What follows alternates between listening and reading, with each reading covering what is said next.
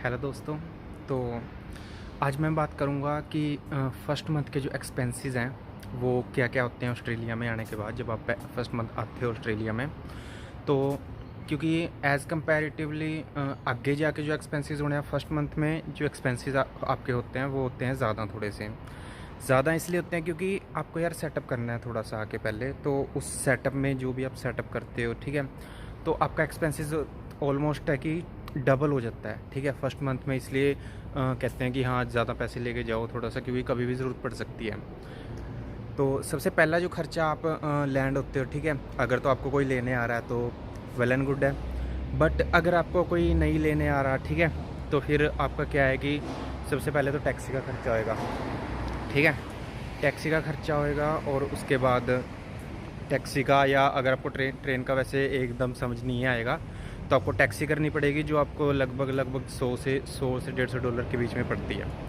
तो उसका पहला खर्चा हो गया। और उसके बाद आपका लगा लो, जब आप यहाँ पे आते हो, आपको सबसे पहले तो जिसके पास आप आ रहे हो या कुछ भी, या फिर अपना रूम ले रहे हो, तो आपको वो रूम प्लस उसका वो बॉन्ड देना पड़ेगा। 2 या 3 हफ्तों का जो बॉन्ड होता है, यानी कि अगर आपका 500 रुपये रेंट है तो आपको 1500 रुपये देने पड़ सकते हैं, क्योंकि आपको 2 महीने का उसको बॉन्ड भी देना है। वो मतलब सिक्योरिटी डिपॉजिट होता है, लगा लो, जैसे इंडिया में होता है। तो वो आपका डबल हो जाएगा, ठीक है, ट्रिपल हो जाएगा। उसके बाद आपको फिर बैंक अकाउंट खुलवाना है, वो चलो फ्री में खुल जाएगा, ठीक है। बट अब ये है कि जब हम खुलवाते हैं तो $200-300 डलवा ही लेते हैं उसके अंदर, ठीक है। तो वो खर्चा आपका हो गया। उसके बाद अगर आप यहाँ पे आके कोई लाइसेंस वगैरह बनाते हो, या लगा लो कि कोई वाइट कार्ड हो गया लेबर जॉब के लिए, फोर्कलिफ्ट लाइसेंस हो गया वेयर हाउस में काम करने के लिए, ठीक है, या एज्ड केयर में काम करने के लिए सर्टिफिकेट 3 हो गया। तो इन चीज़ों की ज़रूरत पड़ती है, और ये एक एक सर्टिफिकेट लगा लो आपको 250 से $300 के बीच में पड़ता है। तो इसलिए ये लगा लो आपके खर्चे हो जाते हैं इतने का। उसके बाद अगर मैं और खर्चों की बात करूं तो फिर जो आपका ओपल कार्ड बनता है उसके अंदर भी आप $50-100 डलवाते हो, क्योंकि आप यहाँ पे ये लगा लो कि एक हफ्ते के अंदर आपका $50 का खर्चा होना ही होना है अगर आप पब्लिक ट्रांसपोर्ट का यूज़ करते हो, चाहे वो बस है चाहे वो ट्रेन है। एक ही कार्ड दोनों में चल जाता है। और जो फेरी होती है, ठीक है, पानी के जहाज़, तो उनमें भी सेम ही चलता है। तो $50 मिनिमम खर्चा होता है आपका। उसके बाद अगर आप एक हफ्ते में ज़्यादा ट्रैवलिंग या ज़्यादा जर्नीज़ करते हो और $50 आपके लग चुके हैं, तो बाकी सब फ्री है, ठीक है। उसके बाद आपका कोई पैसा नहीं लगेगा, बट $50 आपके लगने ही लगने हैं। तो ये सब थे जो कि मेजर खर्चे थे यहाँ पे जब आप लैंड होते हो तब के।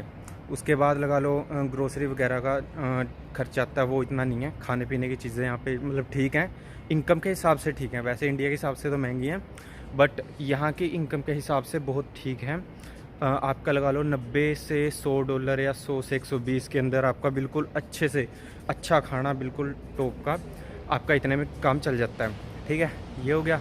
और देन आपको लगा लो कि बस वही मेन खर्चे हैं सर्टिफिकेट्स के। और अगर आपको कोई लेबर जॉब करनी है तो आपको सेफ्टी शूज़ वगैरह लगा लो। सेफ्टी शूज़ यहाँ पे $90 के हैं। तो वो चीज़ें जो जैकेट वगैरह लेते हैं, ठीक है, वो चीज़ें उनके अंदर खर्चा होता है स्टार्टिंग के अंदर। तो लगा के चलो कि आपका मेजर